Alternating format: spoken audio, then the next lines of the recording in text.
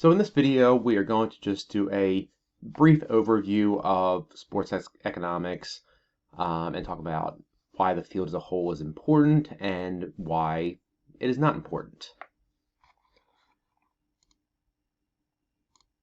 So first, let's start by talking about why it's important. So, local economies. Having a sports franchise in a city does help the local economy. It creates jobs, both direct for that actual city and the sports teams, to secondary jobs. For example, with the stadiums in Philadelphia, so you have um, Lincoln Financial Field, and you have the Sixers and Flyers arena, and then you have Citizens Bank Park with the Phillies. So yes, it creates jobs by the people who work at those facilities and for those teams. However, it also creates secondary jobs. So all these stadiums are down in South Philadelphia. Well, what happens when there are games? A lot of people that aren't really from that area go there. And so it creates jobs for the bars and the restaurants around there. Xfinity Live, which opened up a few years ago, it's more than a few at this point, that created hundreds of jobs because of all the restaurants in there. It's also sports is also important because of national pride, and so with things like the Olympics, people can come together and have a common interest.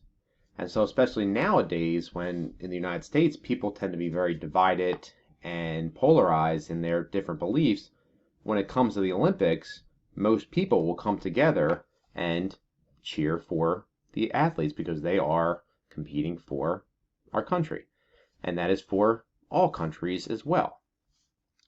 Now, kind of going along with that, you have foreign policy. So with the Olympics and with the World Cup, a lot of times foreign politics comes into play to where countries come together, put aside their differences. At the same time, there can be conflicts with it, and they can be conflicts going on, and the countries can use the Olympics as a way to take stances or kind of make noise in a way.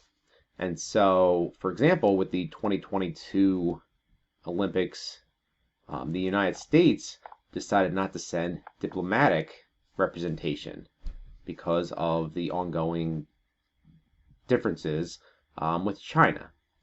And so there is a lot that kind of goes into that. And with the Olympics especially, it's a big time for a lot of countries to come together and put aside differences. Whereas, like I mentioned, with the United States not sending diplomatic representation, other times countries have just not sent any representation with their athletes either. So that's kind of why it's important. Why is it not important?